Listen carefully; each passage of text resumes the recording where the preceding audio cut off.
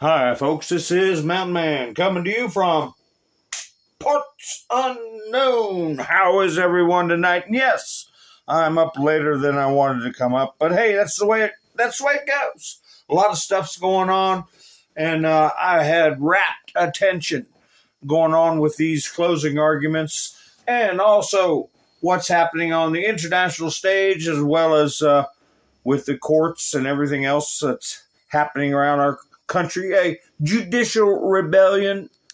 So anyway, Iran is quaking right now. I mean, they have internal difficulties and squads going around resisting in a violent manner the Republican Guard. But we're going to get into all that and a lot of other stuff. But what do? I play videos while people come in, settle in, get themselves a nice cup of coffee, a cold bruja, or an adult beverage of their choice. And what shall we do then?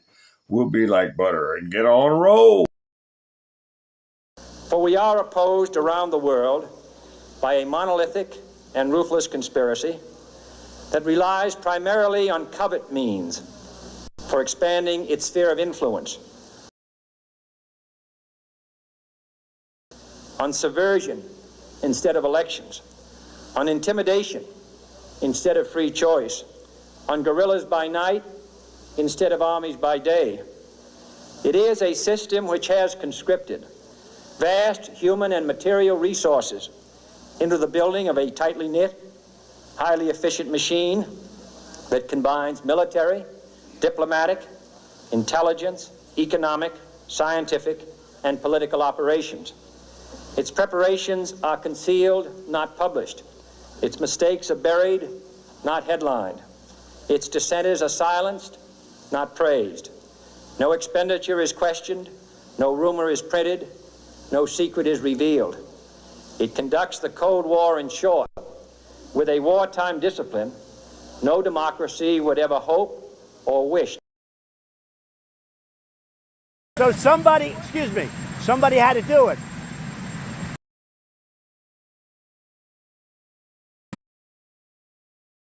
I was the hunted, and now I'm the hunter. Storm zone. Yes, sir. I'm wondering what storm they're talking about. They have unsuccessfully tried to take down the wrong person. He's absolutely going to come back with full vengeance the next time around. I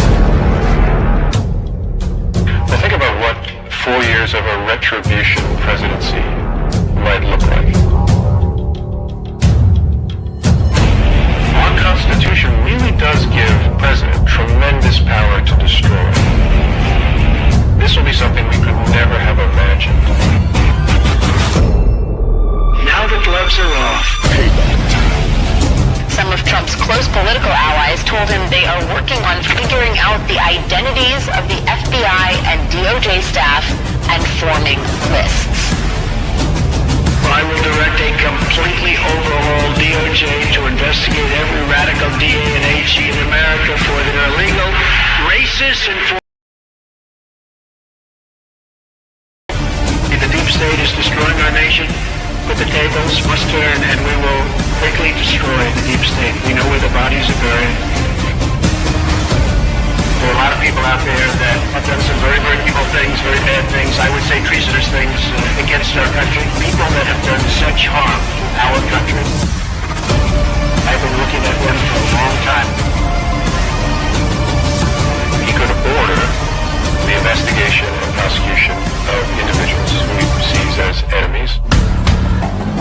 Put them all in jail where they belong. You gotta get tough and smart, and you have to fight fire with fire. You can't allow this to go on.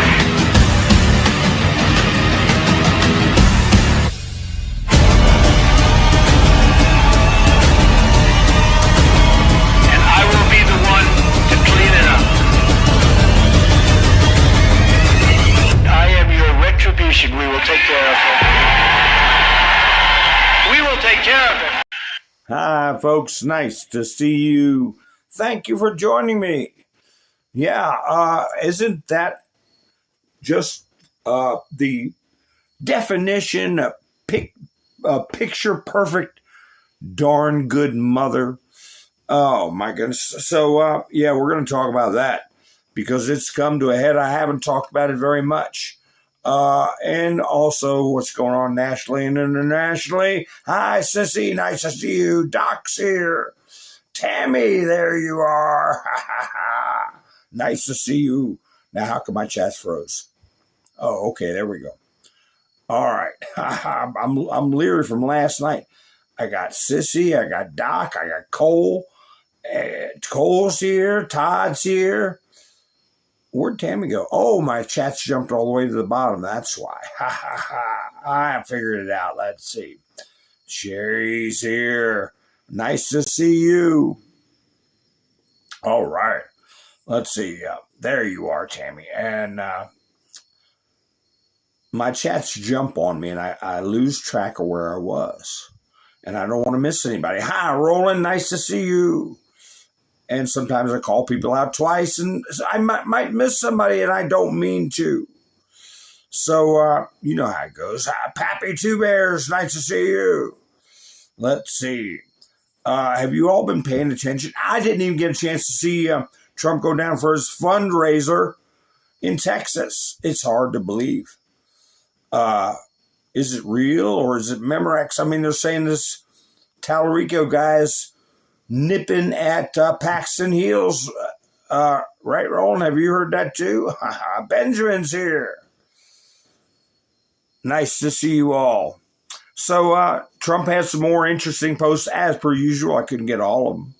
Let me see. Who did I miss? I miss anybody? I don't want to miss anybody. That's for sure. But anyway, so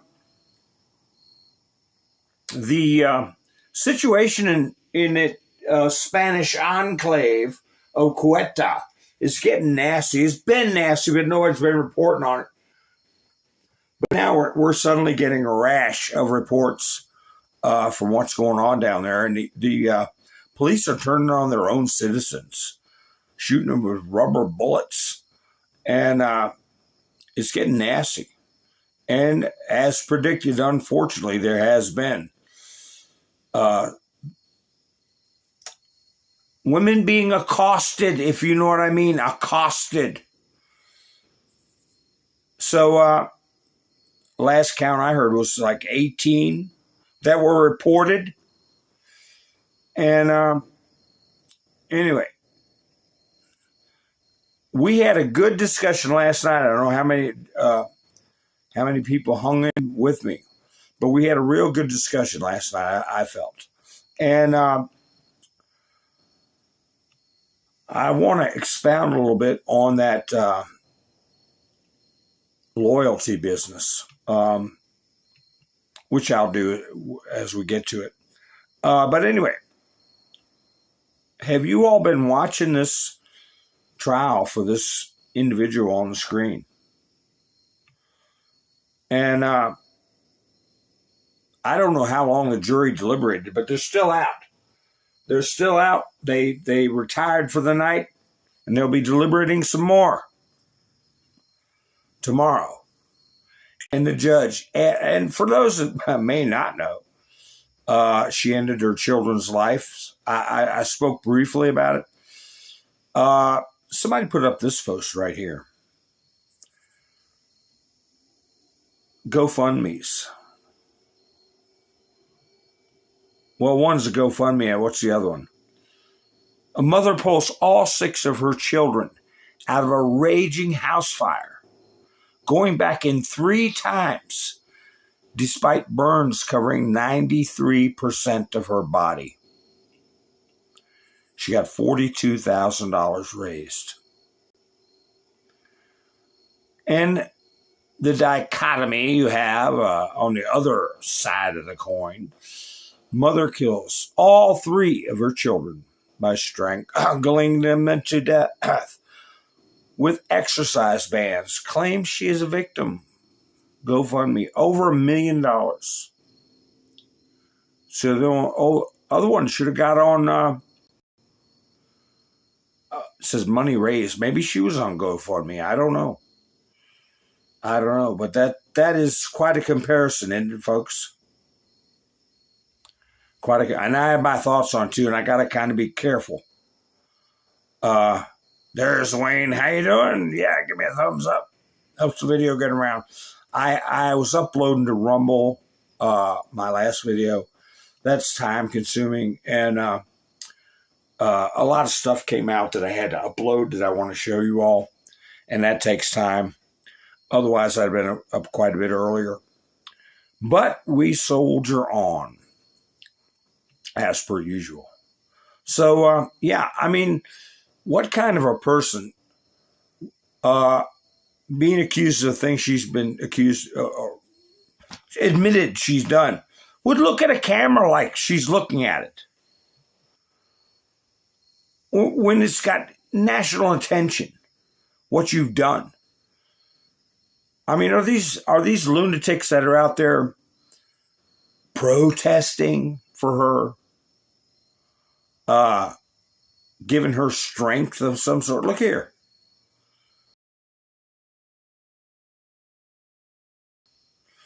It's in the eyes, folks. It's in the eyes.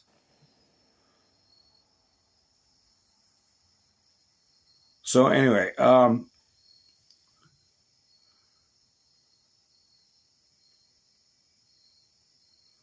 where's that one post I want to put up here? You know, gosh. I'll put it up briefly because just to honor them, really.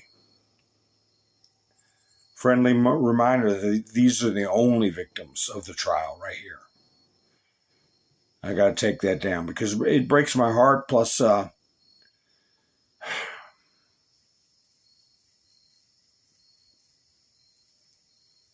people are getting fired over this. Hi, Randy. How you doing? Rebecca, nice to see you. Yeah, Randy. I'm glad you're doing good, Randy. It looks like Candace cleanup. Nice to see you. So, I don't know where everybody's at, but anyway, people are getting fired over it. Here's the one that's getting ready to get fired. Or if they're not, we're just going to stay away. Whoever they are. Sobey put this up. California, OBGYN. Proud of Lindsay Clancy. Clancy's on trial for Massachusetts in the 2023 strangulation deaths of her 3 young children. Now on his face, if you hear the one side, you say, oh, she's in a wheelchair. Oh, she was on 17 different medications. And when you hear the facts, it is completely different. And you have a completely different view. But some people, when they plant their flag, you can't get them to change their mind, or it's much harder once they show an affinity for somebody, or they make they take it personal if it gets challenged. So anyway,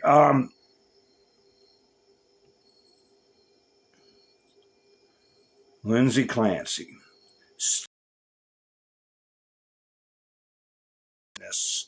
She's eyeing up the jury to see how they act. I'm not sure what the composition is. I believe there's at least one man on there. But there's, I think it's as many as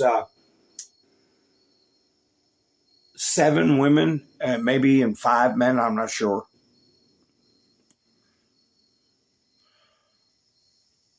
I didn't get a chance to go back and review. But I definitely have my own feelings on this. I saw the attorney go out and he met with reporters, and they were fawning over this attorney. And, he is a jealous advocate for this woman. He's supposed to be. He's supposed to jealously defend her.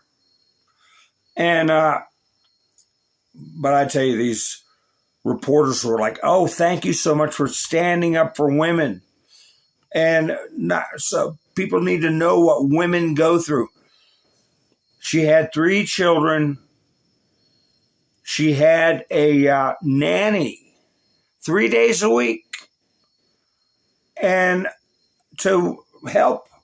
And she had the nanny dismissed and started working from home. The intimation is from the, declaration, you might as well say, from a lot of the healthcare professionals dealing with her, that she was a control freak. That's my layman's terms, but control's definitely in there. She wanted control over everything, how the children lived and what every minute of the day. Couldn't have a nanny. That plays into why she did what she did. Lindsay Clancy was criminally responsible for killing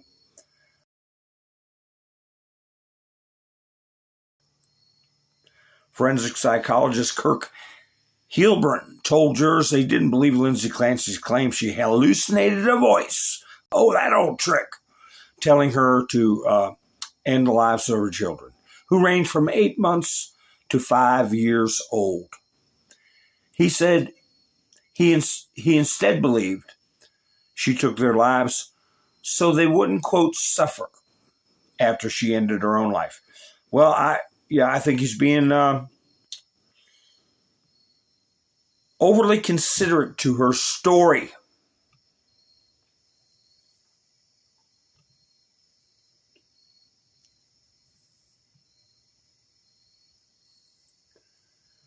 My brother, whom gets married in 2 weeks, sent the entire family and hers a group chat saying he's calling off the wedding because his fiancée said she supported Lindsay Clancy on Friday. Sandman, how you doing? Sparky's here.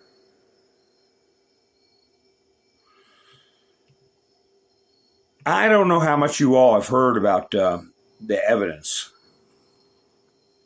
but in the closing argument, you'll hear, if you watch it, you'll hear the prosecutor. She's sharp, she's very organized, got stuff together. You'll hear her mention, make what you will of the condition of the shingles. See, what she did was she sent her husband off, just a quick synopsis, on an errand, air quotes, errand, to 2 different stores. And while he was gone, and I use the term sinister because it was described in the records that her planning and her behavior toward her husband to get his guard down was sinister. And while he was gone, she took the children down in the basement, did terrible things, and then she went upstairs and lacerated herself and on her neck and her arm, and then supposedly threw herself out of the window onto the ground, which resulted in her paralysis. But evidence says that it was a disingenuous attempt, at ending her own life, rather half-hearted. I told you all that I had a background with emotional disturbances, mental health. I've dealt with some sick people, sick in being in distress and being depressed and making attempts on their life. Todd,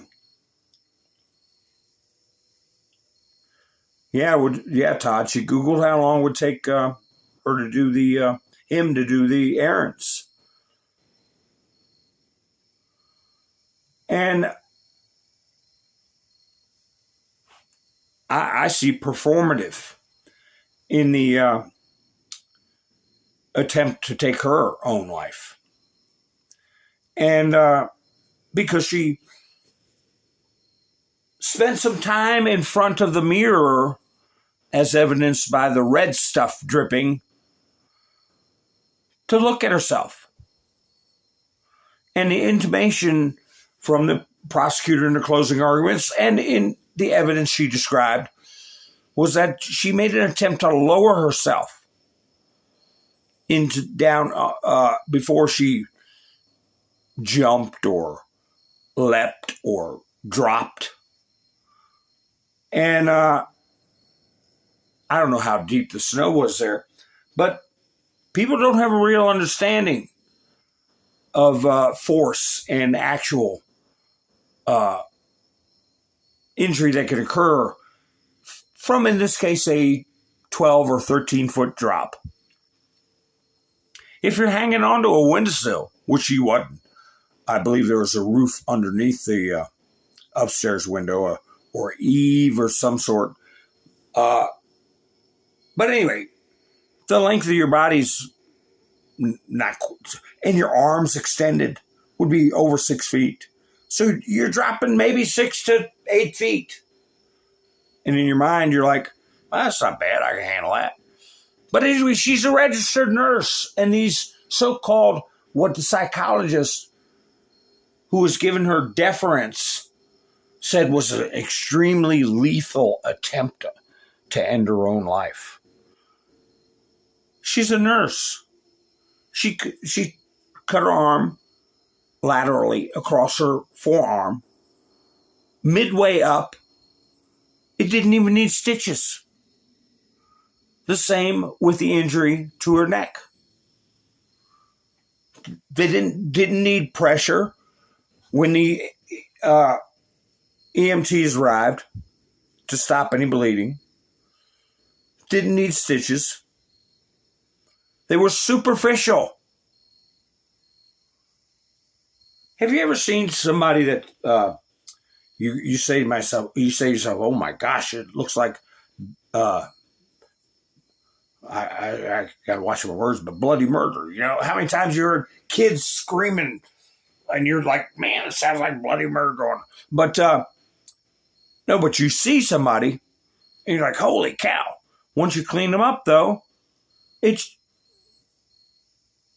wounds are thankfully not as bad as you when you first see the red stuff coming out.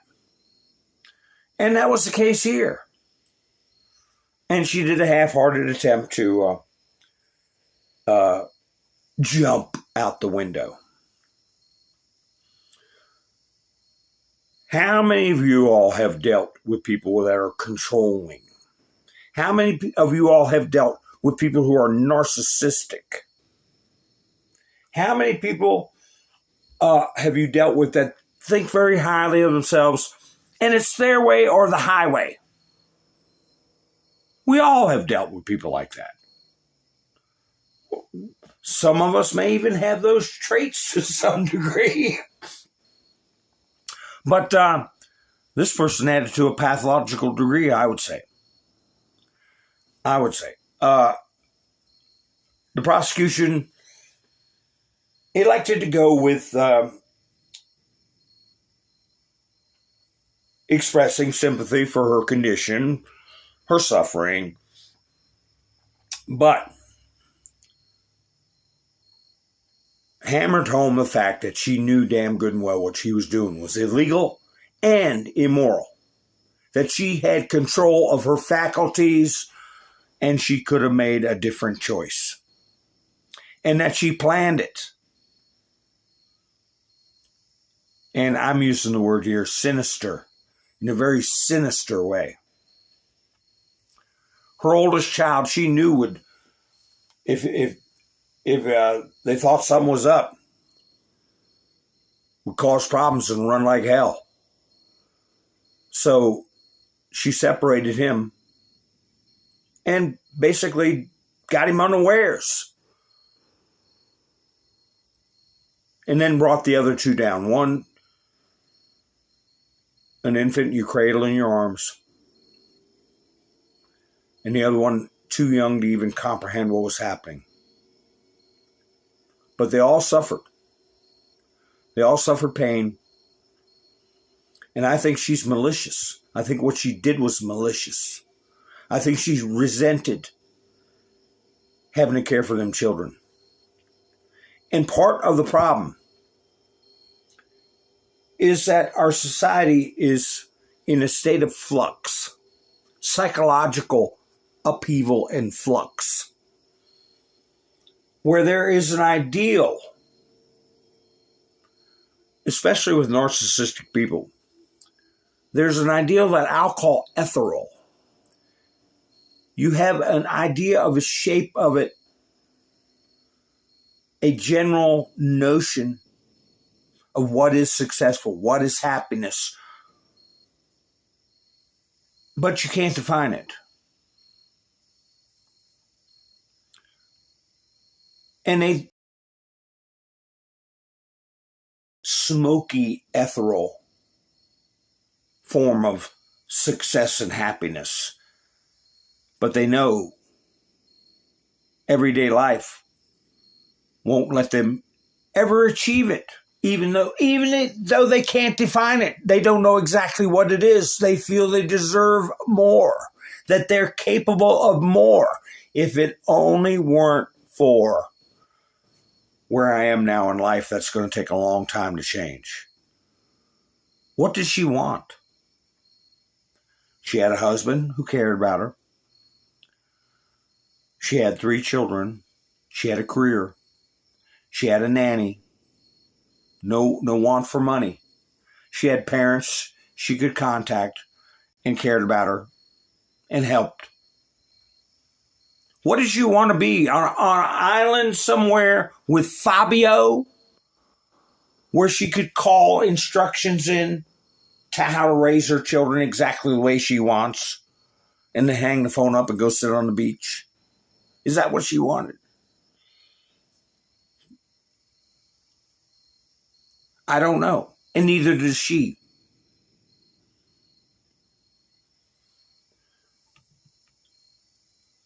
So I hope the jury takes into consideration that narcissism, that maliciousness.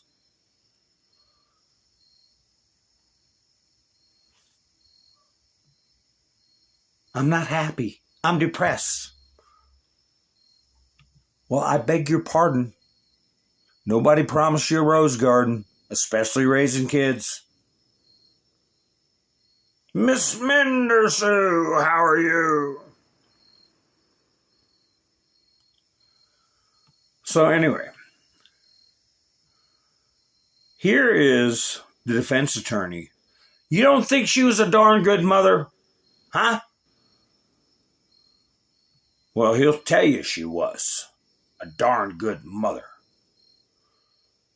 Hold on just a second. I'll cut my mic off.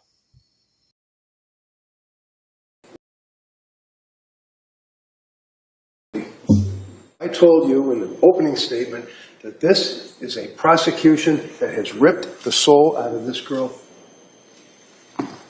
This is what they had. This is their family.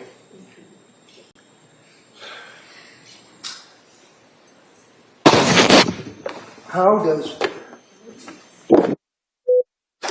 this turn into this? How? Because of the damn medicine and the lousy medical care that she got. Well, she was in a psychosis, but we'll laugh about that. It's just another woman. I guess it's just going to make an excuse. She's depressed. GAD, general anxiety. Give her a couple of pills, she'll be all right.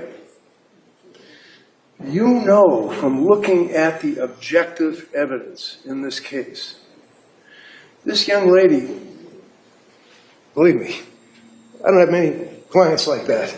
This young lady did nothing wrong in her life. She was a nurse, a a daughter, a wife, and a darn good mother. You can see from the objective evidence, you can see, and you'll have all the exhibits for you to look at, and you can see by looking at these photographs, which you will have in the jury room. You can see the Facebook postings. You can see what she indicates about, for example, I just randomly grabbed this one, a son, my prince, that they would have you think she killed him first, cruelly, because she didn't like him. That is repulsive. So she's living real life with Pat, her kids, having a great time that summer. Life is good. Yeah. The prosecution is bullying her. I don't think she had any idea she would break her back. And I don't think she had any notion of ending her own life. She wanted to change her life. She wanted to be mothered. She wanted to be the center of attention. Typical narcissistic behavior. She would call her mother would call her right back. I'm not sleeping good. I don't feel good. I feel blue. I feel down. Well, take a number and stay in line in the complaint line. We all feel blue, feel down at times.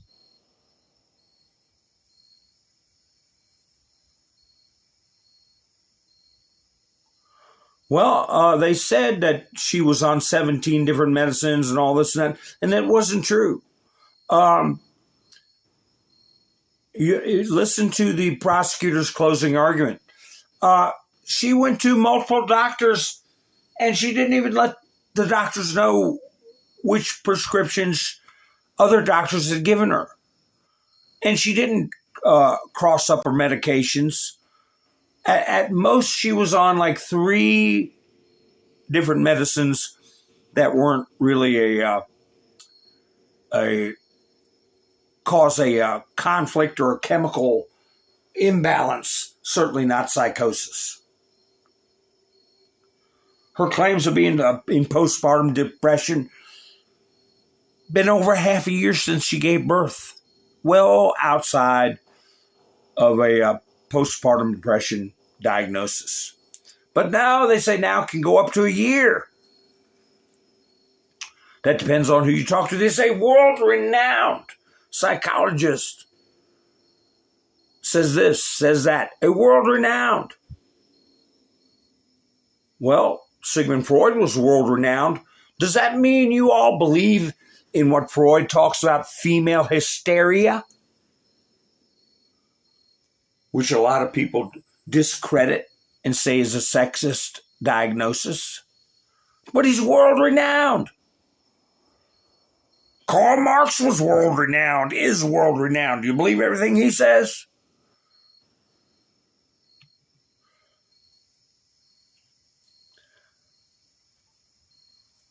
No, she wasn't on Ritalin,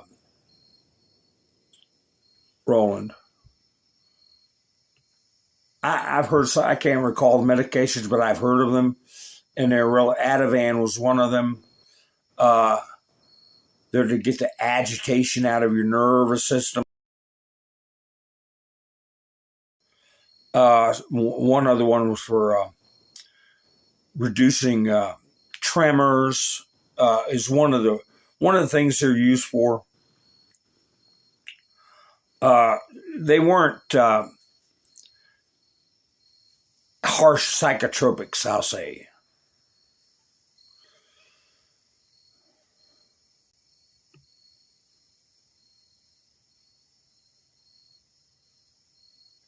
Oh yeah, they do, Miss Minister. We know that. We know that they do push stuff on her, but she was. It was exaggerated that she was on some kind of deadly cocktail that the But it wasn't true. Yeah. I tell you what, you don't want to tell me about doctors pushing stuff on you. A lot of them just, one, they get kickbacks for pushing certain medicines. We know that. What do they call them? Referrals or whatever. And a lot of times they just prescribe it because that's what the book says or that's what the latest article says. And there aren't any holistic attempts or anything like that. But anyway, here is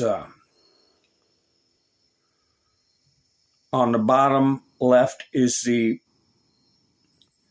officer that came on the scene. He broke down on the stand,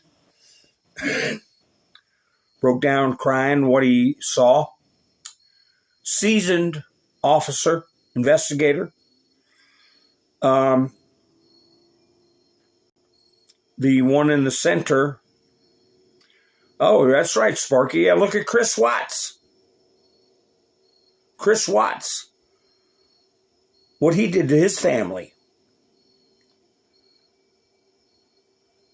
In the center is the husband. And on the right is the psychologist. Okay.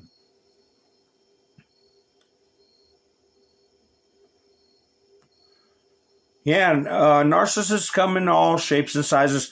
For example, the one who's going on trial, the Microsoft, the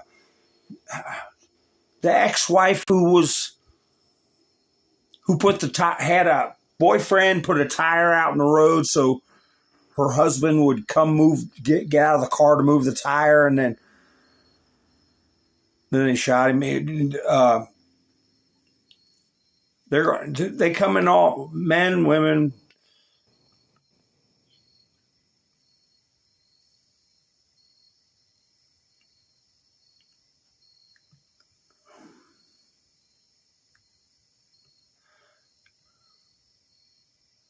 I don't know how to respond to that. But anyway, I'm going to read you some points.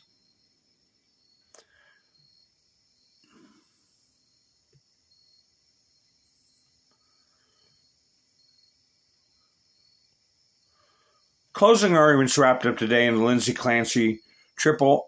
She got to put a star in there. You can't say the word murder. With the last prosecution experts telling jurors she knew right from wrong when she did what she did. The voice she claimed to hear only after she ended their lives did not tell her how to do it, did not appear in medical records before the event, and did not stop her from answering an unexpected call from her husband while she was committing the act.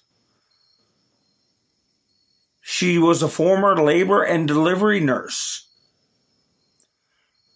She ended the lives of 5-year-old Cora, 3-year-old Dawson, and 8-month-old Callan by strangling them one by one with exercise resistance bands.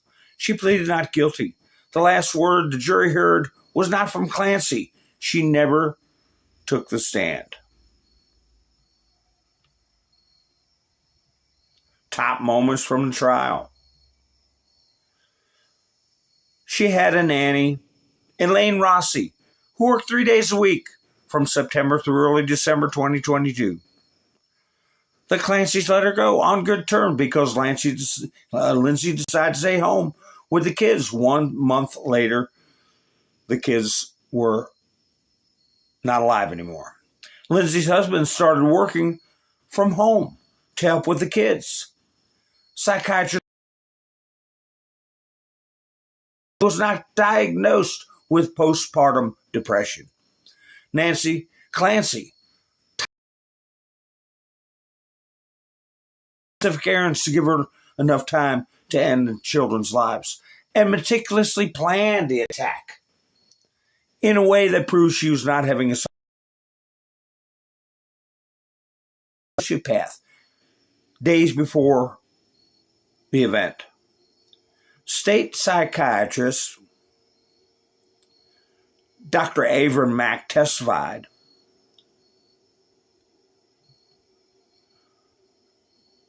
that she retained the capacity required for having criminal responsibility, acted methodically and organized, and knew the acts were wrong. She said, "Go to God," as she ended their lives one by one.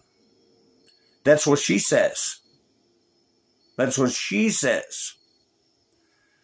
Lindsay's ex-husband said she called him from the hospital a week after and did not mention the kids or apologize, but instead focused only on herself. She spent the entire conversation making excuses for herself, saying she heard a man's voice that told her if she did not act then, she would lose her chance. She said nothing about Cora, Dawson, or Callan. She did not apologize. She did not show remorse. She didn't say the kids' names. She didn't even. One of the first questions she was asked by hospital staff was not about her kids. No, one that she asked hospital staff was not about her kids. It was if she needed an attorney. Then she asked about her own condition and if she would have any visitors, according to sworn testimony from multiple medical professionals. There were no signs of psychosis, like responding to voices, disorganized thinking, or paranoia. She pulled the exercise bands tied around each of her children's necks with 10 pounds of pressure, one by one, until their bodies went limp, according to testimony of medical experts. Lindsay made a social media post calling her toddler son the most difficult human I've ever encountered. This is a social media post prior to the act. Her toddler son was the most difficult human I've ever encountered. You all have heard about the terrible twos, haven't you? I honestly can't make it through the day without getting so frustrated with him, and her own journal entry showed resentment toward her children. Forensic psychologists. Wait a second, let me make a little room.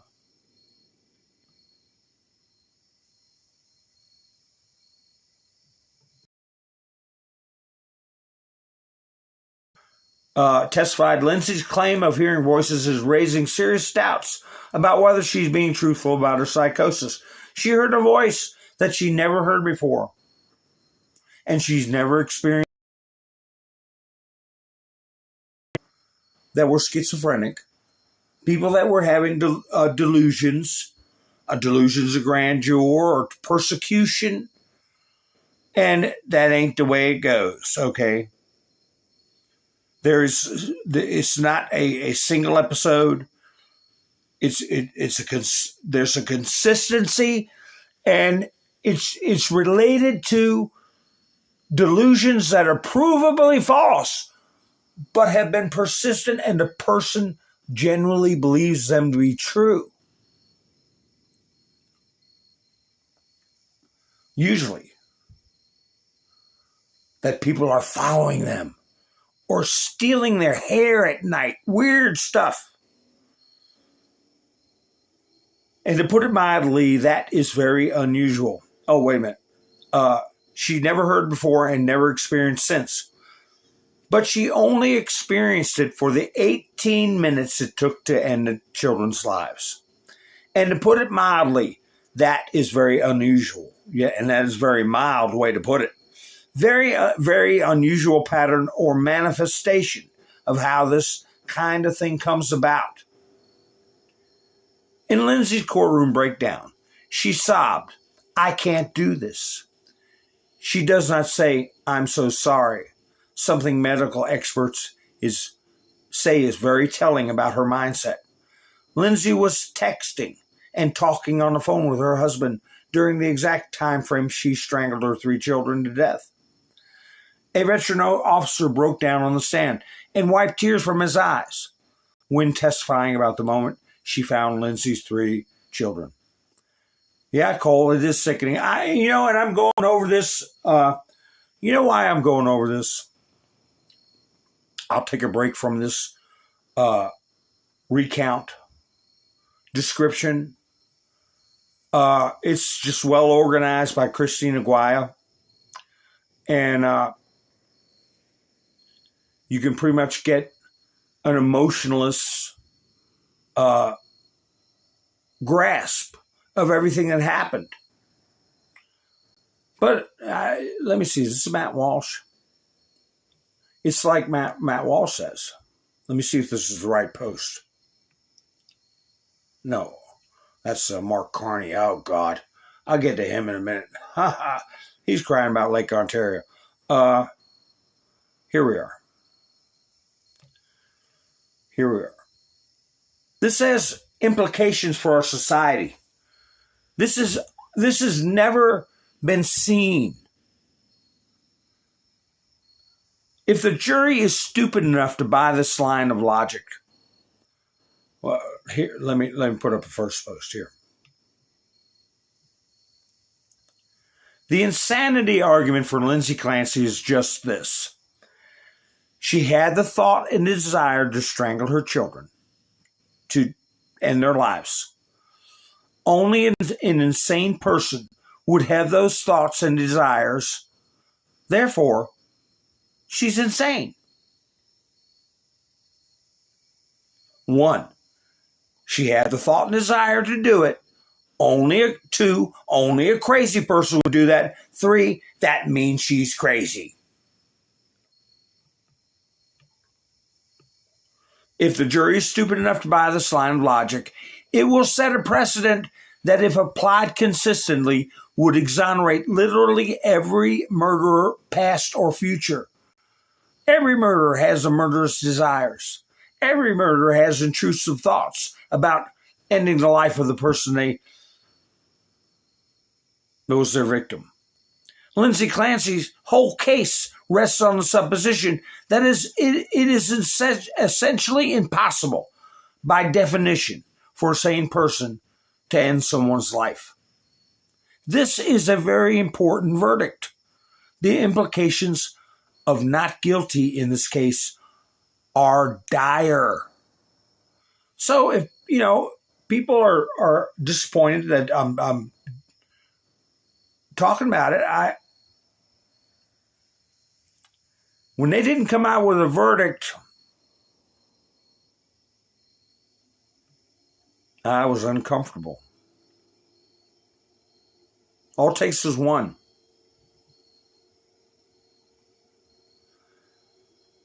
All it takes is one. And you look outside that courthouse, and these people are ate up with the devil. Ate up. Medical examiners testified that the children were in physical pain before they died. Autopsy findings confirmed they were strangled to death with petechial hemorrhages in the eyes and face. Callan's brain swelled so much it was pushing through his skull. Forensic psychologist Kirk Hilburn testified that Lindsay had moral awareness of the lives of her 3 children. Hi, Lori. Hi, Rain. Lindsay was never diagnosed with postpartum psychosis or depression from any doctor who treated her in the months before she ended the lives of her 3 children. That ending the kids' lives was wrong and illegal, despite being depressed, while a psychiatrist asserted that the existence of the voice that commanded her to end her children's lives was highly improbable.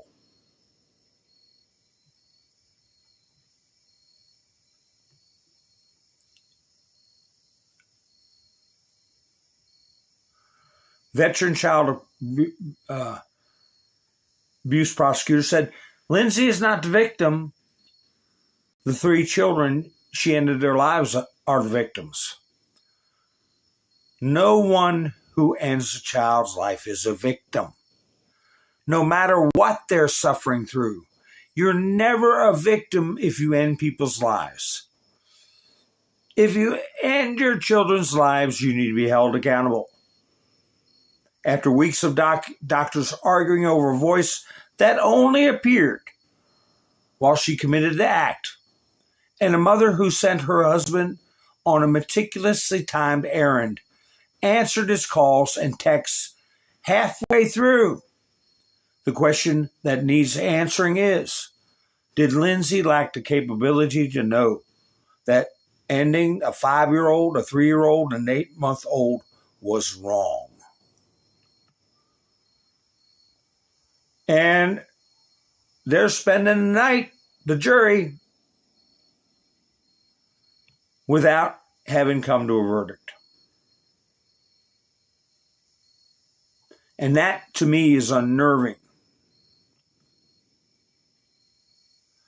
But then again, you don't know. You don't know what's going on in that jury room.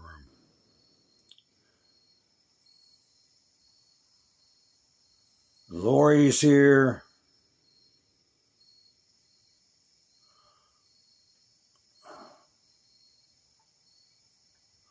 That's right, Pappy. That's right. It's like a demon possession.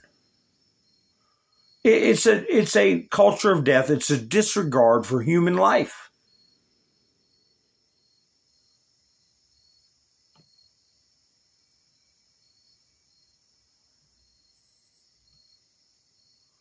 And people worry about their own personal happiness, their own psychological pleasures and sense of self. That children become, like the prosecutor said, like broken toys.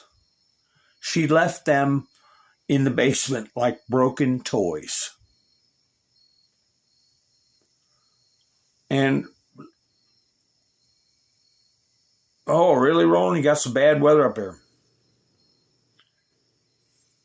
Well, I'm sorry, folks, to distress people that were listening to that, but it's something we got to confront. We got to confront as a society, and we've got to stamp it out.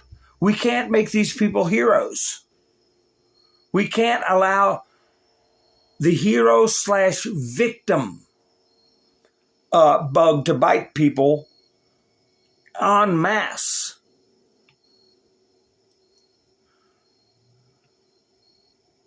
I mean, I was watching different programs, and people were saying in the comments, is there some way they can neuter her or spay her or whatever term they use, and so when she gets out, she can't have kids anymore?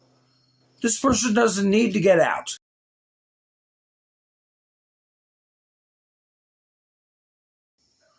And the ending of human life right up until the time of birth is being extended now psychologically, that a mother who's unhappy, oh gosh, let me find this one, should be faultless. When does that, what's the cutoff time for that? Look here. Somebody put up, sorry, but postpartum depression is not an excuse to end your children. Somebody named Tallulah Cooper wrote, I just hate when a man have opinions on woman health.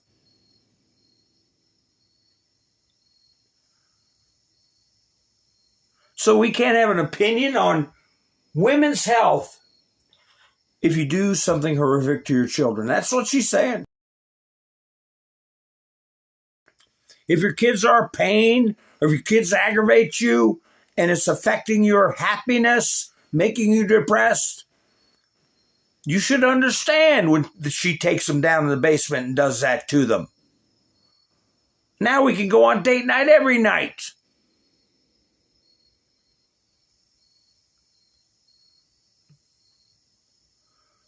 Society's sick. This country has an illness.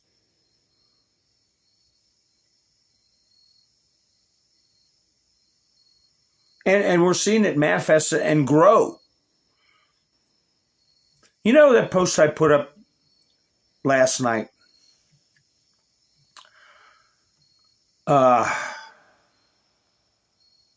Concerning the first time ever, the worldwide birth rates wasn't keeping up with population. First time ever. And you think about in our parents' lifetime and in our lifetimes, what happened to the human population during World War II, World War I, the Cultural Revolution in China, Stalin's purges. You're talking over 100 million people just with Chairman Mao and Stalin. After World War II. World War II was millions of people, and still the world population grew. Right now, in this moment in time, we don't have that going on. But 220 some countries were reporting a contraction in population with no wars or illness.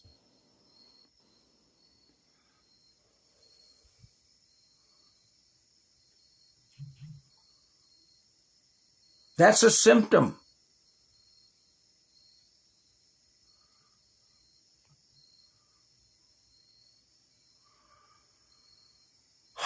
So, anyway, who's this person? Take a guess in the chats. Who is this? Does anyone recognize this person before I play the video?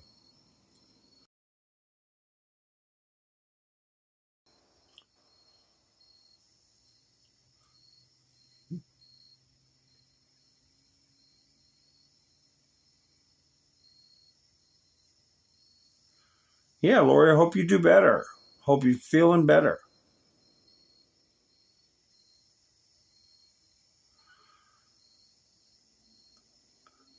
I don't know how much he testified, Todd.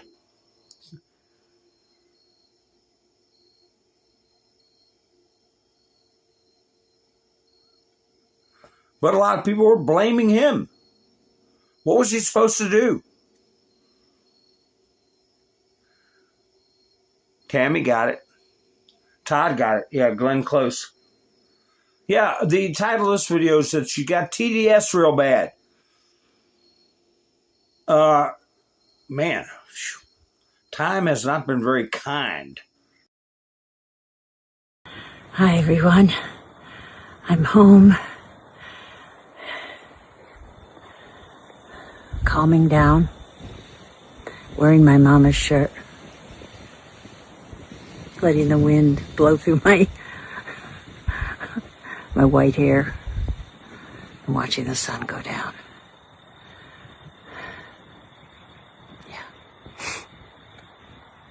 I feel blessed. Hi to you all. Bye. Well, I didn't hear what she, why they said that, but anyway, yeah, you figure somebody with millions of bucks, I don't know, is it missing the A chrome? Was it chrome? I don't know. Or just getting old, man. It happens to everybody. As you all know, rename Lake Ontario to Lake America. Everybody's having a fit over it, except us. Look what Hillary put out. It's Lake Ontario. Go back to being quiet, Hillary. Go walk in the woods. And Carney, I put it up earlier where he was. Let me find it. He right away goes to. Here it is. The name Lake Ontario comes from the Wendat word Ontario, which appropriately means the lake is beautiful, the lake is big. The name is more than 400 years old, predating both the Confederation of Canada and the Declaration of Independence of the United States of America. We know that America is changing. Their trading relationships, their foreign policies, their national monuments, their hydronyms. Canadians also know that naming reality means calling it Lake Ontario, then, now, and always. Well, you know what else is beautiful and what else is big? Big and beautiful is America, Mark Carney. And it's getting more big and more beautiful every day. Thank you to Donald J. Trump. And it will continue to do so. Governor Carney.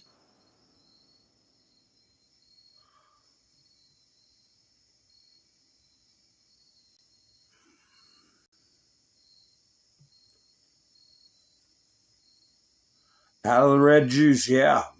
Probably is.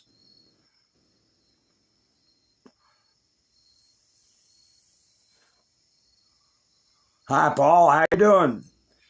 Yeah, they need to incarcerate her.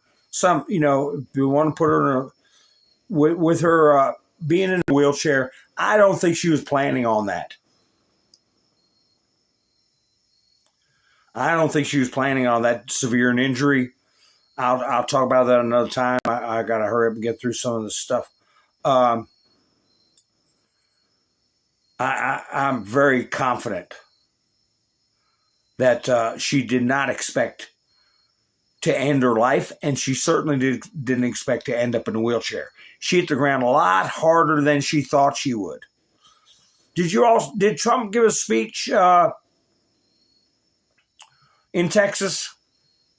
There's Ken Paxton. Trump in Texas. Trump will head to Texas on Thursday. He did about 5 hours ago. He's put out a message. Yeah, we're getting an ocean next. That's right, Sandman. Maybe two. Todd said. He's going to raise money for Republican candidate Ken Paxton. So I'm sure he gave a good speech. I didn't get a chance to watch it. But here you have Trump. I tell you, if there's not a verdict tomorrow, I hate to keep going back to it. But if there's not a verdict tomorrow, it's going to be I guess the judge can make him deliberate on Saturdays too, right? Yeah, they do. Just then, President Trump has signed an executive order changing the name of Lake Ontario to Lake Michigan. The name change is effective immediately, Trump said. There he goes.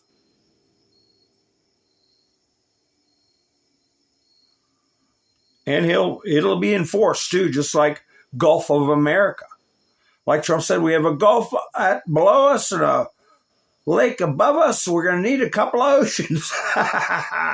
But anyway, here's Trump when he signed it.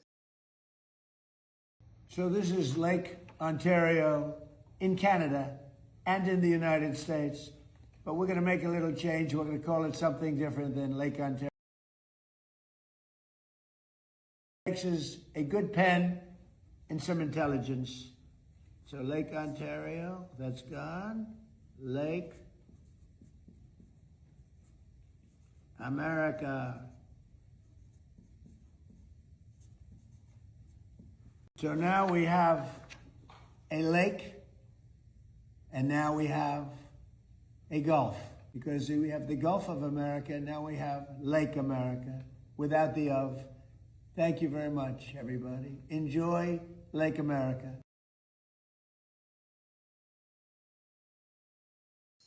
It is truly a great lake now.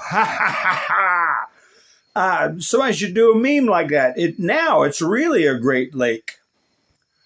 Ha ha ha.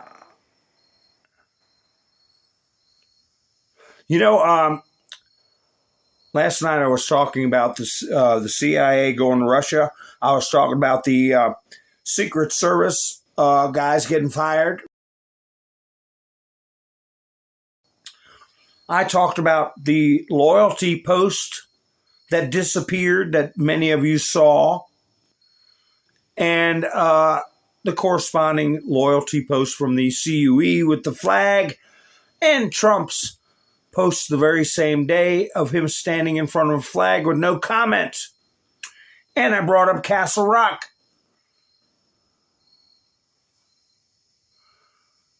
One thing I wanted to ask the chats. Secret Service, what else does Secret Service take care of besides the presidential security? What else does Secret Service, is Secret Service responsible for besides presidential security? Also, keep in mind, earlier in the broadcast, I mentioned Trump's trip to Helsinki with Putin, a press conference where Putin said American intelligence agency, even named the primary one, got hundreds of millions of dollars for Hillary Clinton's campaign. Active intelligence agents went to Russia, left Russia with, I believe it was $300 million, didn't declare it, and it was donated to Hillary Clinton. Benjamin says counterfeit money. Randy says treasury. Pappy says money.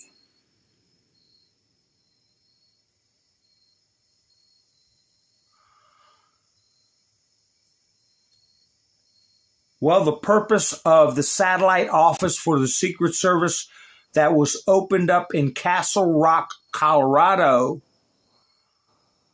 was they are in charge, Benjamin, you're right, of counterfeit money. That's a good guess, Randy. Treasury Department. But Scott Bessent's in charge of that. They're in charge of investigating international money laundering. So you have Ratcliffe, director of the CIA, meeting with Russian counterparts in the intelligence services. I think they're getting ready to make a move on the people who were laundering money, not just from Russia, but through Ukraine also. International money laundering. And the 3 Secret Service agents got removed for a reason. So we'll see. But, Trump, he puts up his posts, right? We have a good time with him. Did you see this post, folks?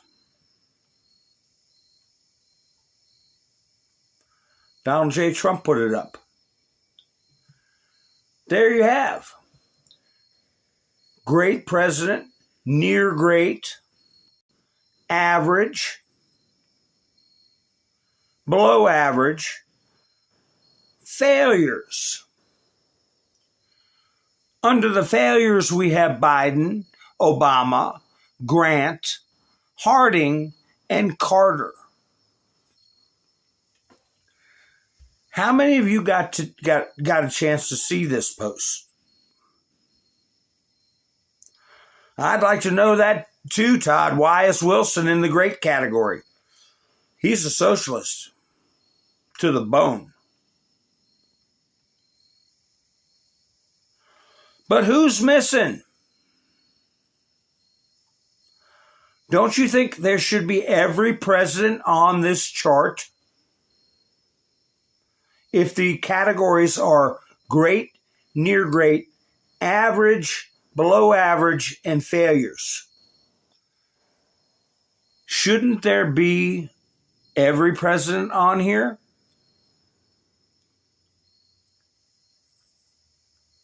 Who's missing? I counted 34 presidents. That doesn't mean that there's 13 missing. Because like Trump, he was 45 and 47, right? So as far as presidents go, if you count Trump as one presidency, it would be 46. McKinley should be great, yeah.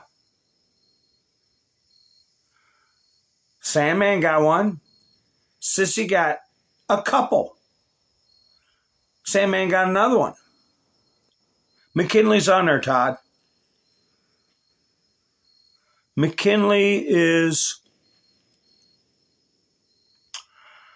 under average, bottom row, third from the left.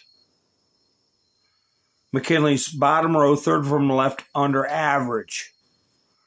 Yes, so I'm seeing some guesses. Why are we missing Reagan, JFK, the Bushes? There's more. At least 2 more. And I'm wondering if there is something to this. Why are these presidents missing? Are they in another category? So chat has guessed so far, both Bushes are not to be found. Reagan is not to be found. JFK is not to be found. Is there something to excluding particular people? They got Buchanan, Pierce. I mean, they got both Adamses. Very good, MS. Ford, Gerald Ford. The unelected one, the one who was appointed to the vice presidency by Richard Milhous Nixon. Who? Do we see Richard Milhous Nixon?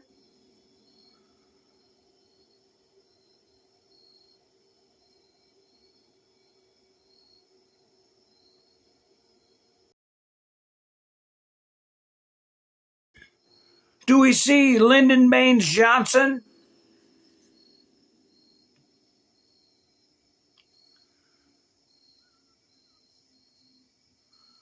No, we don't. What category are these people?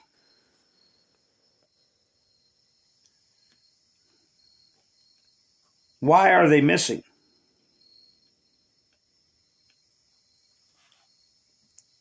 Johnson's on there.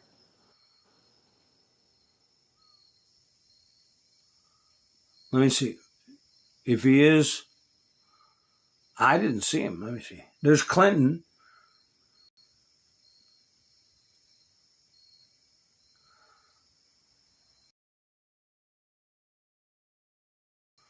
He certainly ain't great. Johnson was never great. And he was below average. But I don't see him.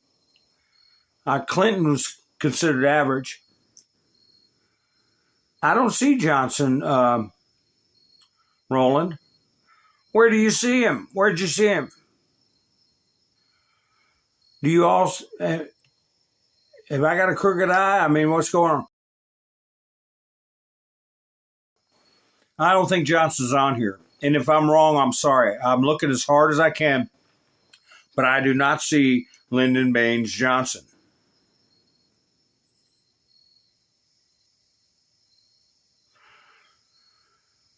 Sparky says trait and then Tor.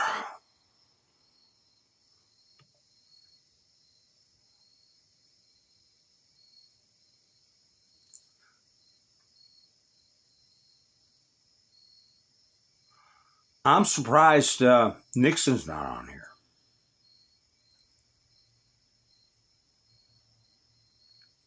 I'm really surprised Reagan's not on here. So tell me if I'm wrong. If I got both Bushes, Ronald Reagan, Gerald Ford, JFK, Nixon, and Johnson. 2, 3, 4, 5, 6, 7. There's one more, at least. Grant's on there. Grant's under failure, right in the middle. There's one more.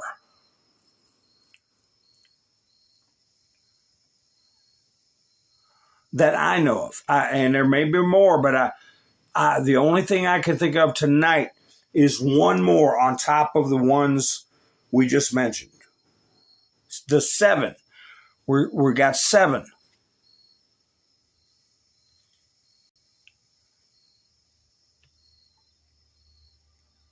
So we know Trump's at the top. Yeah, there's 34 on the chart.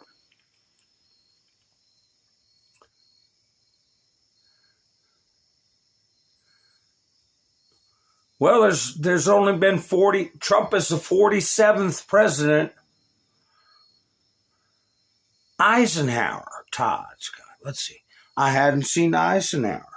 I don't know why he's not there.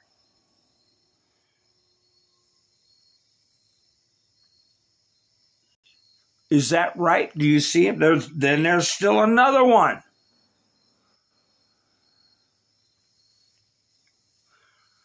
That makes 8 plus 1 I have in my mind that I want to see if chat gets it.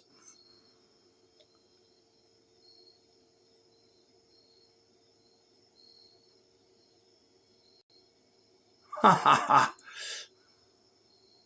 Oh, Miss Sue, we're playing a little game. Don't take it so serious. All right, drum roll. Who's the other one that's missing? Aha! Todd got it. Harry S. Truman. Truman. Okay. I don't know why they're missing. What do they have in common? Truman, both Bushes, Reagan, Ford, JFK, Eisenhower, Nixon, and Johnson. Are both Roosevelts there? Yes, Franklin Roosevelt's there. And I'm pretty sure I saw Teddy Roosevelt. I know Franklin Roosevelt's there. Man, if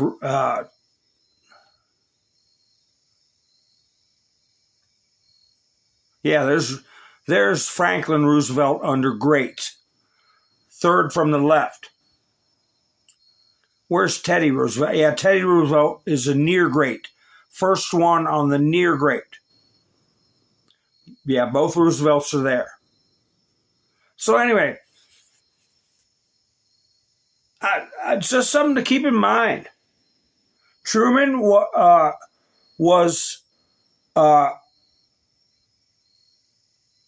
came to presidency after Roosevelt died, right? The Bushes, we all know there's something going on with them.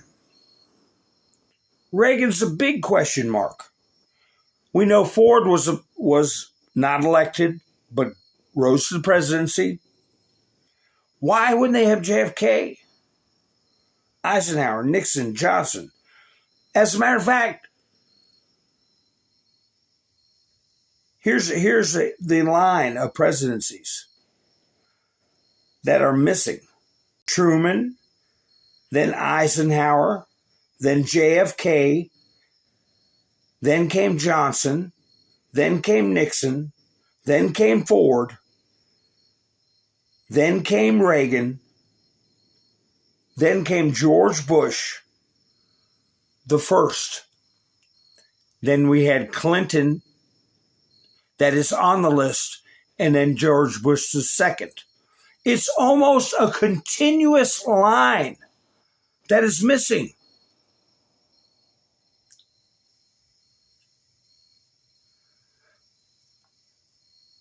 Almost a continuous line that's missing. That's the line of presidency. No, Scott, you're not. You're winning a digital Cupid doll that you have to imagine in your mind. But that's the I don't think there's any gaps in there. Truman, Eisenhower, JFK, Johnson, Nixon, Ford, Reagan, Bush.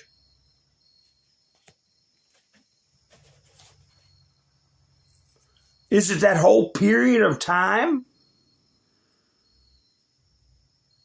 From 1945 until 1992, all those presidents are not on?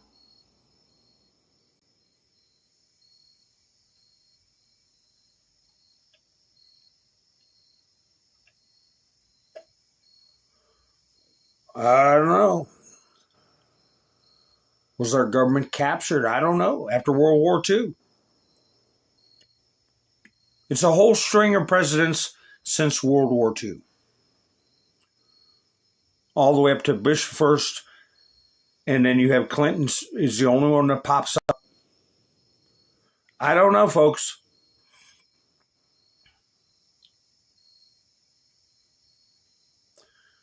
Trump put this post up. Iran is a failing nation. That was after this. Jonathan Hunt of Fox News did a particularly inaccurate report on the failing Islamic Republic of Iran. I don't want to meet. They do. In fact, they're begging to make a deal. That's on my title from last night. Iran begging. All right? Brett Baer should straighten out his flunkies for a change. President TJT. You better sharpen your pencil, Brett Baer.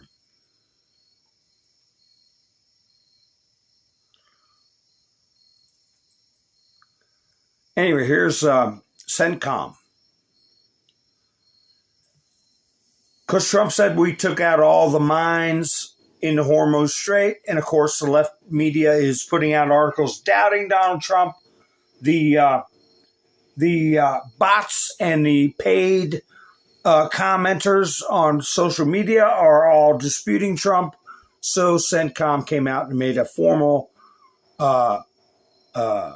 presentation today about the mines.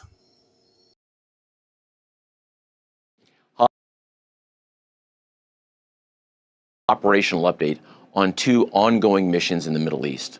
Many of our 50,000 U.S. troops operating across the region are doing outstanding work executing the naval blockade against Iran while maintaining commercial traffic flow through the Strait of Hormuz. As recently announced, the U.S. military has achieved a major milestone in the Strait of Hormuz. We have successfully cleared sea mines in the Strait's international shipping lanes that were laid months ago by Iran's Islamic Revolutionary Guard Corps. Internationally recognized transit routes in the Strait are free of Iranian sea mines thanks to the incredible work of the U.S. military. Let's take a look at exactly what this means. Here's a nautical chart of the Strait of Hormuz and surrounding seas.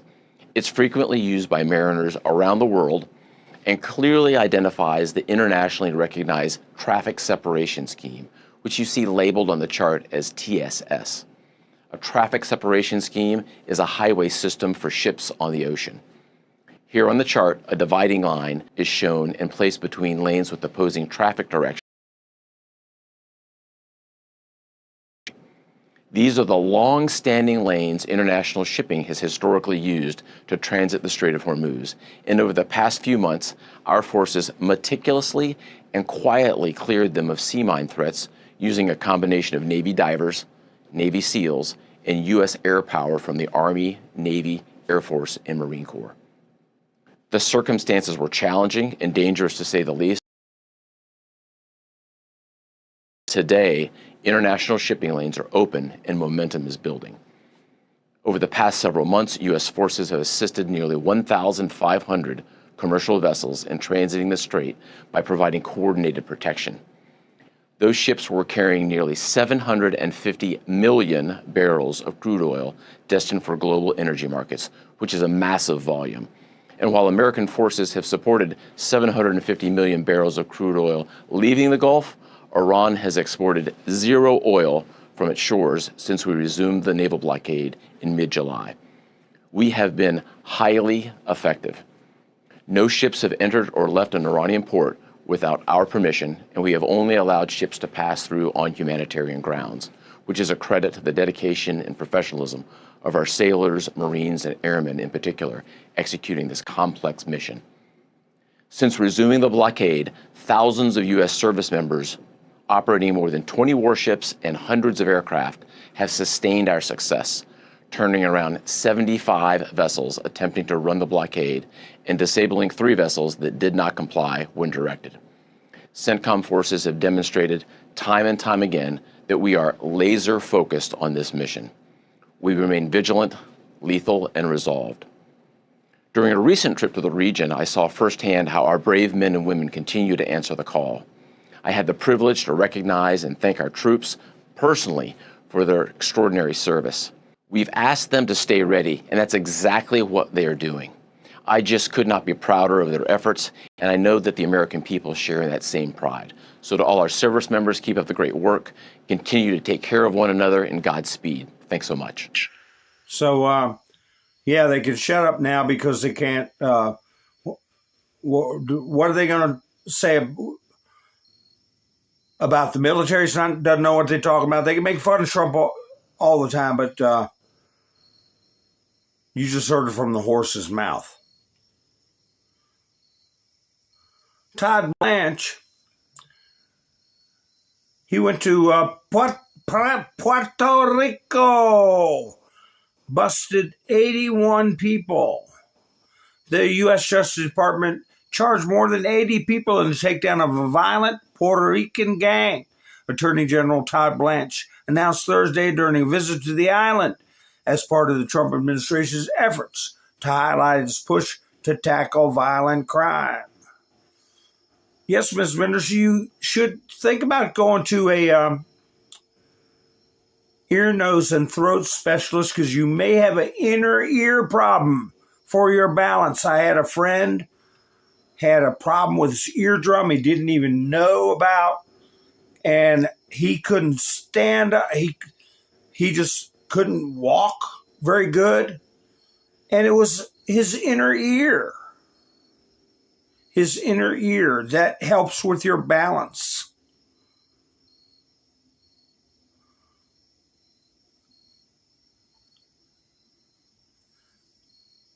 Wait a minute. What did I do with that?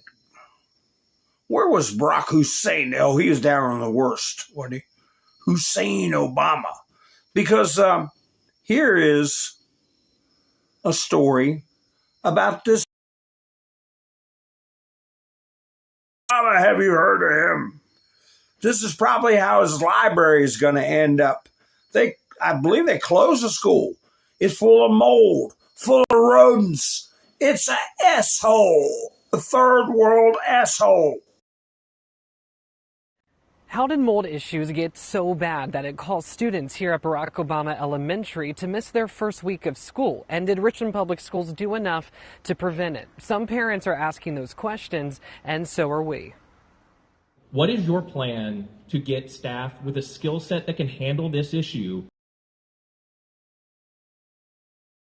Some fiery comments from parents Monday night directed at Superintendent Jason Camrus over RPS's handling of the mold concerns. We've known, let's just be honest, we've known Barack Obama's had mold issues from as far back at least 2024, if not earlier than that. Camrus acknowledged the century-old building's history of maintenance troubles, including what he called chronic HVAC issues. On Tuesday, school board member Ali Farouk said the latest diagnosis of this issue is that a chiller broke down back in May, causing temperatures inside to rise. At the same time, he said water was leaking into the basement during a rainy summer and the building was being painted, which added moisture into the air. Those factors all combined, he said, led to the mold growth. You admittedly sat up here and listed all these things in this school this summer. Higher humidity, all the rain, all the things, all the issues. I think common sense would say if we found it in several places, maybe we should inspect the entire school and our staff wouldn't have had to be in there today in the first place to uncover it again. I think it's a name. I think you named it the way you named it, and the mold came running.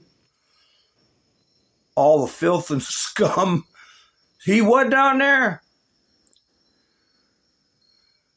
Randy said he was not on the list.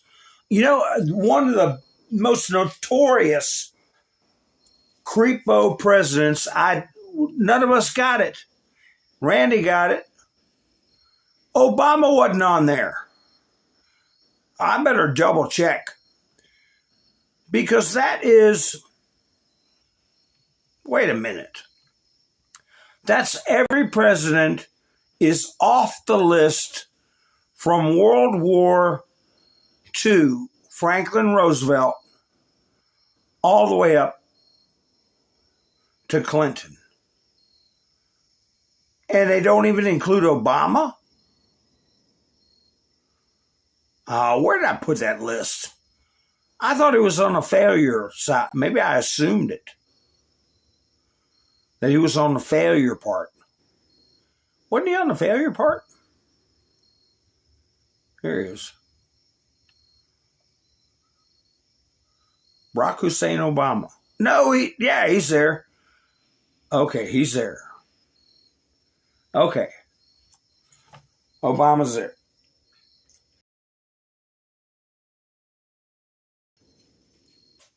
Up to the bushes. Right next to Biden, that's right. I really wasn't sure whether he was on there or not. I figured he'd be put under failure.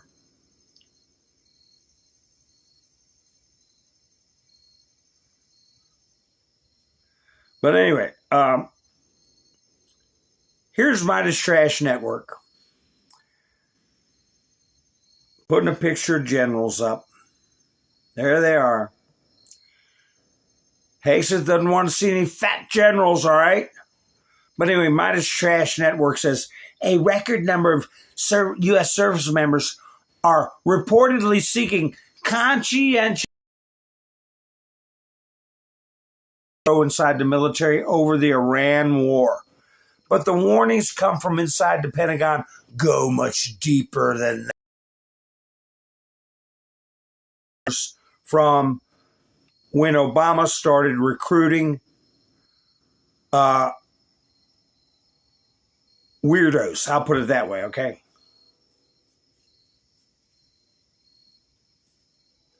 Weirdos.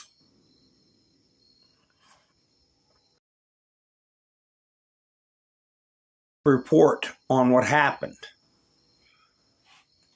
In Russia, Trump, the Secretary of Defense, the Director of the CIA, and a U.S. Air Force general held an emergency meeting after Radcliffe's visit to Moscow.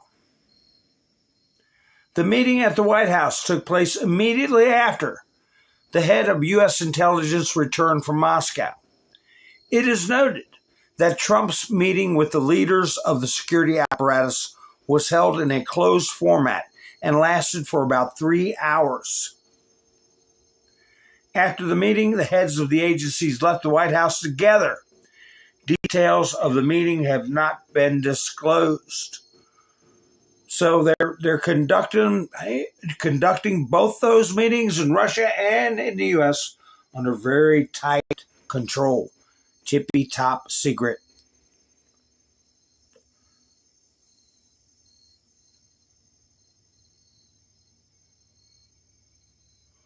While that meeting was going on, in Ruski land, A car was blown up in St. Petersburg. A lieutenant colonel in the Russian military was inside the vehicle at the time of the explosion. The serviceman lost his life at the scene, while a woman who was also in the car was critically injured and is currently in intensive care. So they didn't do any drone or missile strikes while Radcliffe was there, but they had an assassination occur in Moscow.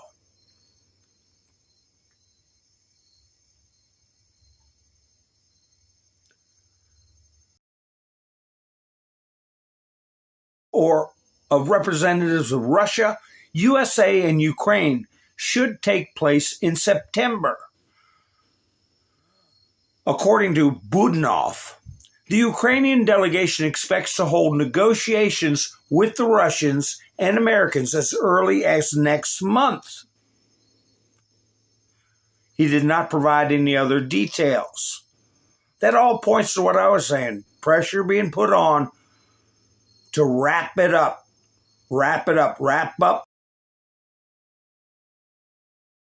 laundering and the war. Peskov says Russia does not need any military escalation in Ukraine because it is already advancing.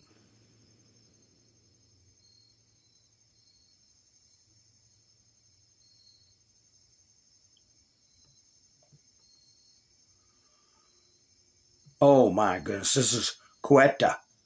All right, I'll go ahead and get it. I wanted to talk a little bit more about Ukraine.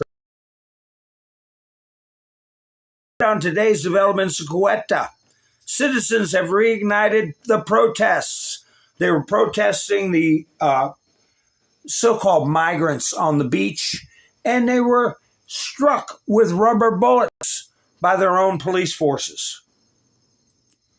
Now they've reignited the protests, shutting down the Red Cross's aid to migrants occupying the town's beaches. Residents were ultimately successful in making the Red Cross vehicles turn around, preventing the delivery of supply to illegals. Media reporters and their crews were once again expelled from the protests by the crowd. Police have tried to frustrate protesters and cut off their access to the beaches. They're storming the beaches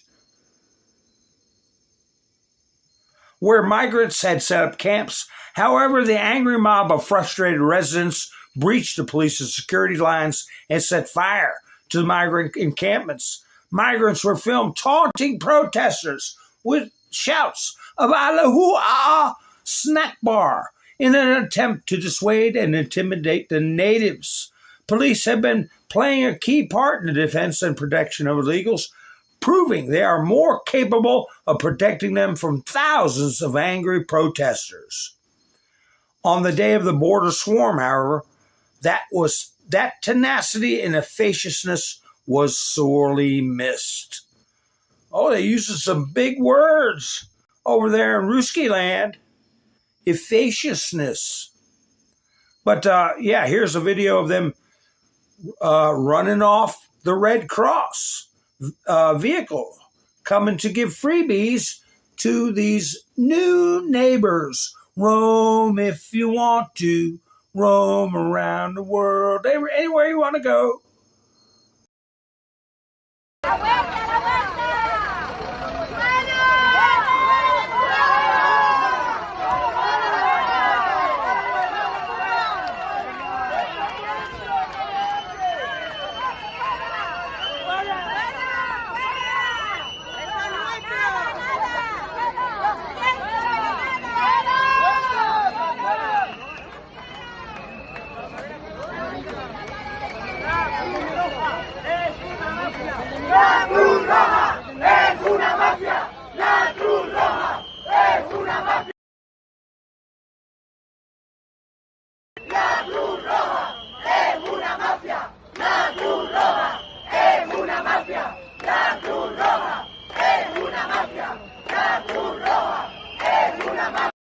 You got everybody riled up over there. Here's where the press is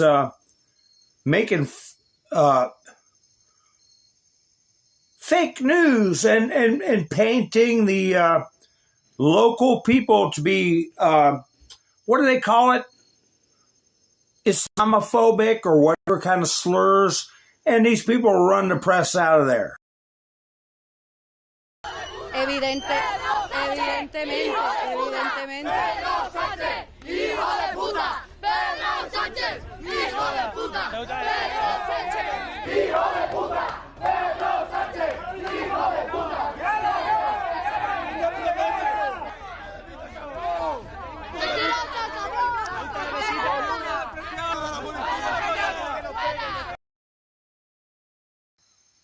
I'm starting to like some of these Spanish people. They're standing up for themselves at any rate, because they were getting tagged with rubber bullets, and that ain't no fun, and they ain't backing down.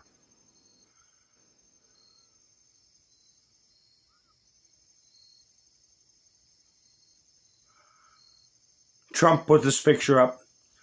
Ballroom. Look, they're already getting columns up. They're already getting the facade up.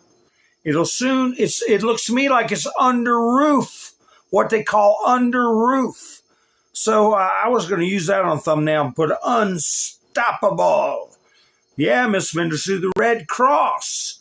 How come that didn't enter my mind? All those pictures we saw of Red Cross containers full of cash. Okay, here's one person's opinion of what happened with CIA director visit to Moscow to warn Putin against attacking the Baltic states, according to Politico. Do we believe Politico? Hell no. According to the publication, you mean the rag? John Ratcliffe warned Russia against escalating tensions with Lithuania, Latvia, and Estonia, and also demanded that Russia cease its military and economic support of Iran. Do you believe that? I don't. I believe they're taking care of just what I said. The BIO labs and the money laundering, and God knows what else. Selling human organs, human trafficking.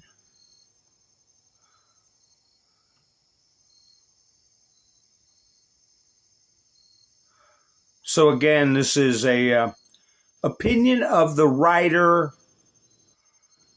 It is worth knowing that John Ratcliffe is one of the most pro-Ukrainian politicians in this Trump administration. I never felt that way. Have you all felt that John Ratcliffe was pro-Ukrainian? This fact should be taken into account when attempting to interpret his visit to Moscow. No, I don't think you're right, whoever you are. I'm just showing you the kind of stuff that's going around.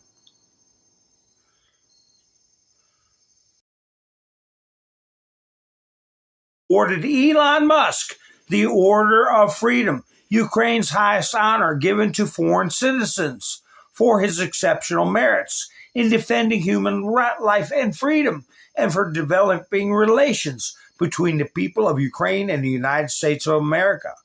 Well, this came after pressure was being put on Elon Musk. Let me see, I still have the article. Where they want Musk to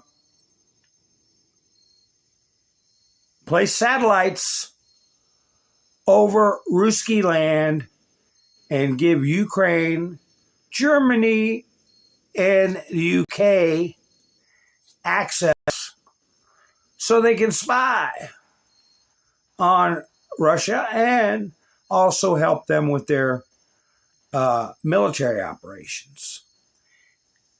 I'll have to find that. But yeah, I see. I'm just saying, this is why they're sucking up to Elon Musk. He's been letting them use Starlink, but he's not he said he was not going to have his satellites used for military operations. And I don't think he's going to change his mind on that. But there's still, I'm trying to find that article. I may not have it anymore.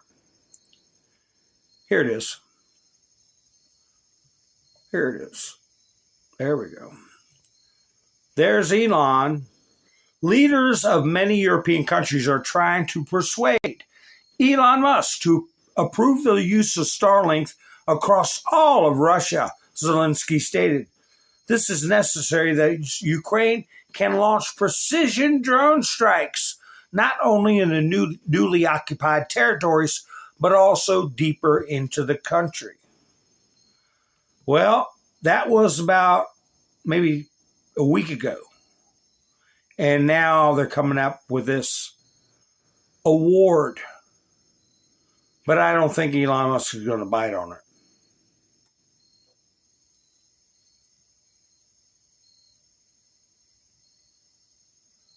Ukraine has made virtually no progress in implementing key justice and anti-corruption reforms, which are crucial for further EU financial assistance. So they're going to hold back the money from the EU. And we're not giving them any money anymore. They want to see arrests, okay?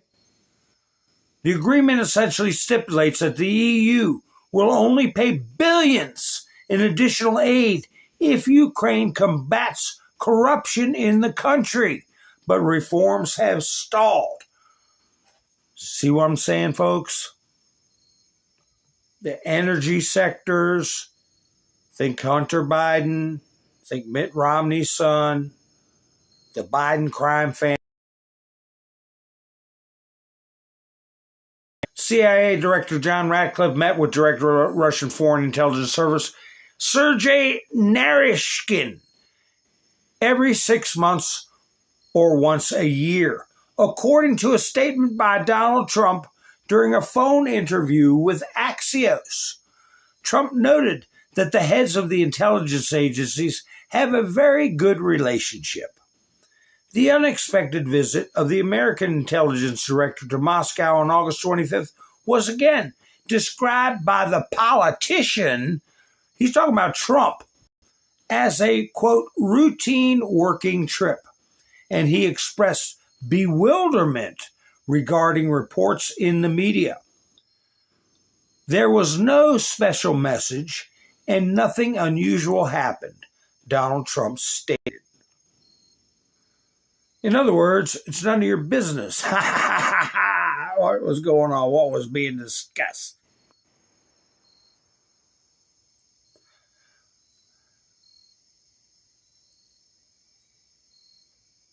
Trump put up a video about this situation here. Proud Republicans put this up about Trump. Boom! CNN was just forced to admit that to the nation that Donald Trump has been deemed the most admired American president among Republicans. He's defied history, survived assassination attempts, made the all-time political comeback, and has been smashing it for the United States in his second term. There he is. So, yeah, Trump put this up. Let me play this video. Here it is. Donald Trump, as you see, posted this himself. So I will play it for you all. So anyway, folks, what do I always say? I say thank you for spending your precious time with me. And, I went to whole broadcasts, and I did say to give me a thumbs up, and I appreciate it if you do. And I went to whole broadcasts. I didn't once mention buy me a coffee or enter the link in the chats. I have just done that. Entered the links in the chats for buy me a coffee. If anybody wants to help the channel out, this is a totally viewer-supported channel. Pow! I do appreciate your all's help. And Shannon came by, kapow, last night to buy me a coffee. I do appreciate it. And she joined this week. Gary, kaboom, kaboom, kaboom, who dropped a Moab.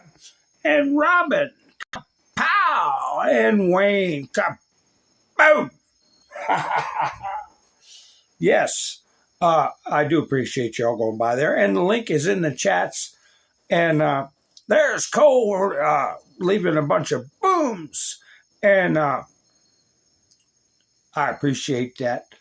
And I also give special thanks to Miss Mendersue for her Moabs too. And I have Mike and Bev for their support over the past few months. I do appreciate it. So anyway, and everyone else, like the Younger Gang and Roland and everybody in the chats that have helped out to buy me a coffee. I do appreciate it. So anyway, folks, enjoy this clip. There's Reagan. There's Reagan. I wonder why he wasn't on the list. What the hell? But anyway, folks, enjoy this clip. And again, thank you for spending your precious time with me. You all have a great night. This is Mountain Man, over and out. One. Okay, the president Republicans most admire. It's Donald Trump. This is a historic comparison. A majority of Republicans say, 53% say, he's the Republican president they most admire. Ronald Reagan, who traditionally has won that much, Donald Trump nearly triples up on this. Reagan at just 18%. And then Abraham Lincoln, who by most historic accounts is the greatest president of all time. But Republicans say that the president that they most admire by, what is this? This is 6-7 times as many, Donald John Trump at 53%, easily crushing Abe Lincoln at 8%. And the Elon poll showed that he was the greatest president as well, Donald Trump. I feel like this slide might end up on a print.